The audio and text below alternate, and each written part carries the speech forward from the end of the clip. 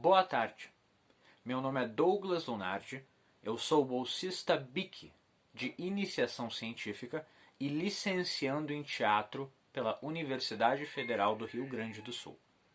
A minha orientadora é a doutora Silvia Balestreri. Hoje eu venho apresentar a minha pesquisa, intitulada Experimentações de Ator a partir das artimanhas de Carmelo Beni. Muito bem, vamos lá. Carmelo Beni. Carmelo Beni foi um pluriartista italiano. Nascido em Campi Salentina, na Itália, ele foi ator, diretor, dramaturgo e cineasta. O Deleuze intitulava Beni como um operador. Isso pois o Carmelo subtraía elementos das obras com as quais ele trabalhava, ao invés de adicionar elementos. A subtração e a subsequente transformação de elementos da obra original que constituíam o fazer artístico de Beni, e é o que aqui me refiro como artimanhas. E o foco da minha pesquisa: como essas artimanhas afetam o trabalho do ator? O que essas subtrações e transformações suscitam na atuação? A seguir, enumero algumas das artimanhas com as quais venho trabalhando e pesquisando. Inicio com cortes de texto, ação sobre a palavra, cortes e mudanças efetuadas sobre o texto original, mudanças de falas, cortes e fusões de textos de momentos e personagens diferentes. O Beni costumava cortar, adicionar e mudar palavras de um personagem para o outro, mudar texto de um personagem e colocar na boca de outro. E observar o que isso suscitava, como isso mudava as dinâmicas do texto e as dinâmicas de poder. A seguir, repetição, alterações na cadência de sons e movimentos. Repetição sucessiva de sons e ações. Mudanças no significado a partir da cadência. Então, quais são as grandes diferenças para o ator, para a atriz, em significado, como se sente, o que significa a repetição da mesma ação 5, 10, 15 vezes durante a cena. E a repetição da palavra?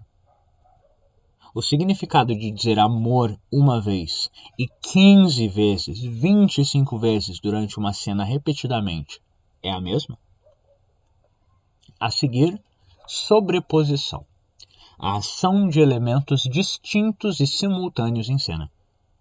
Múltiplos elementos que agem ao mesmo tempo durante a cena, como músicas que se sobrepõem à voz, como se lutassem por espaço.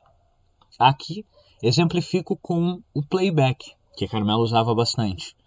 Uma música, uma fala que entra sobre os atores e atrizes, que luta por espaço. Aqui, exemplifico com o playback, que Carmelo muito usava. A música, a fala que se sobrepõe ao texto dos atores e atrizes, que tenta tomar esse espaço para si. E o caos que pode surgir dessas duas coisas acontecendo ao mesmo tempo e lutando por essa supremacia, por esse espaço no palco ou no vídeo. A seguir trago mais 3, com as quais venho trabalhando. Temos um impedimento físico que influencia na movimentação dos atores e atrizes. Obstáculos na movimentação de atores e atrizes por meio de figurinos e acessórios de cena.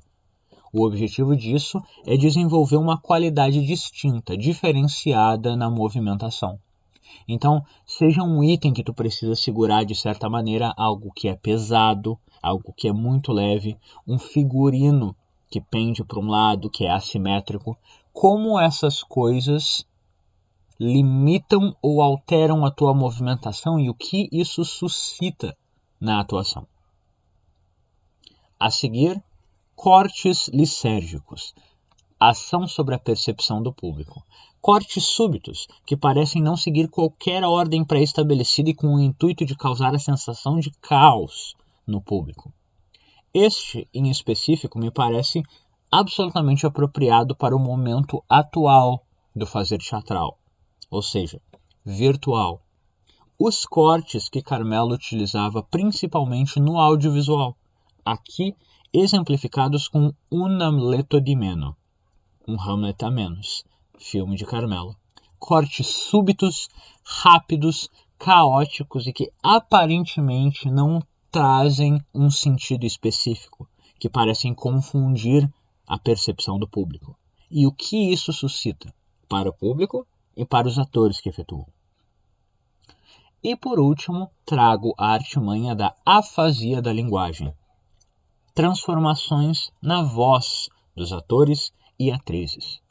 Deformações no som de todos os tipos, como sussurros, gagueira e repetição de palavras e frases à exaustão, fazendo uma conexão com a repetição previamente mencionada.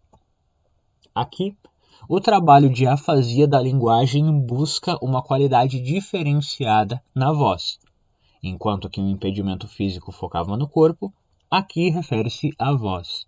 Palavras, sílabas, letras ditas de maneira diferenciada, pouco ar, muito ar na hora de pronunciar alguma palavra, repetição de sílabas, impedimento na garganta de alguma maneira, várias formas de alterar a palavra falada, exposição do processo.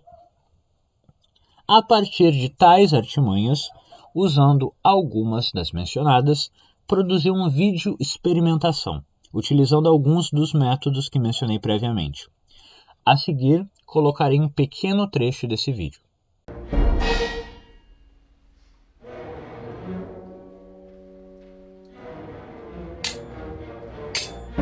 Viva o rei! A cabeça não é mais aliada com o coração e nem a mão com a boca. Não é apenas o meu manto negro, as minhas usuais roupas de luto fechado, nem o mar de lágrimas que cai dos meus olhos.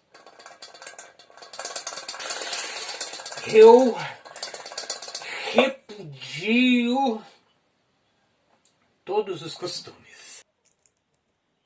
Hamlet,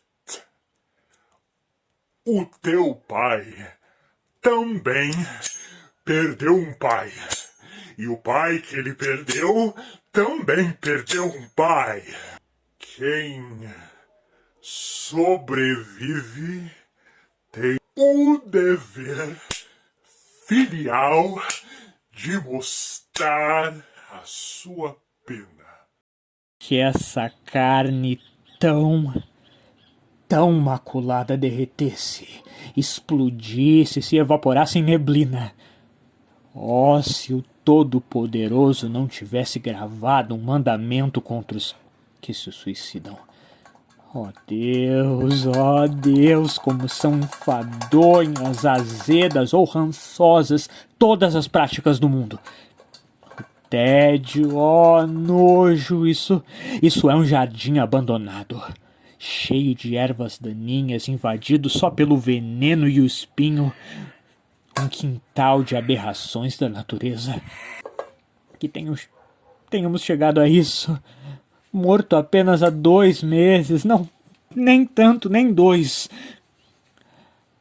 Casou-se com meu tio, o irmão de meu pai, mas tão parecido com ele como eu com Hércules. Antes de 1 mês, antes que o sal daquelas lágrimas hipócritas deixasse de abraçar os seus olhos inflamados. Que prece infame! Algo de podre no estado da Dinamarca.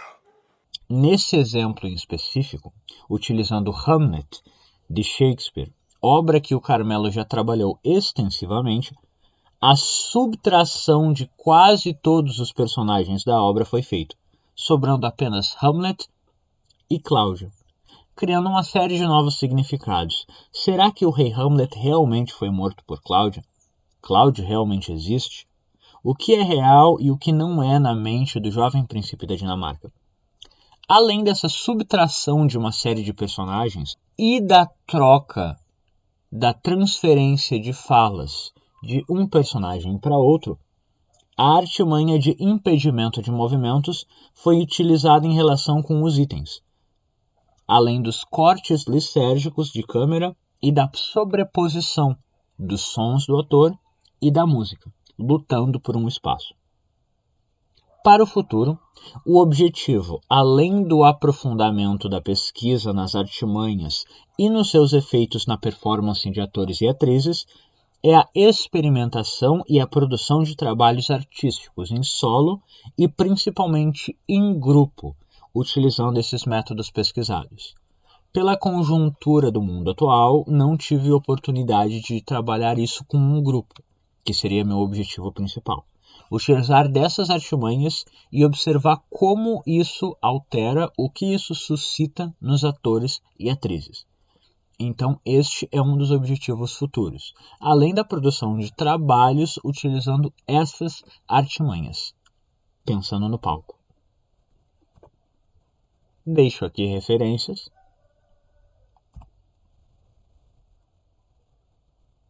Muito obrigado.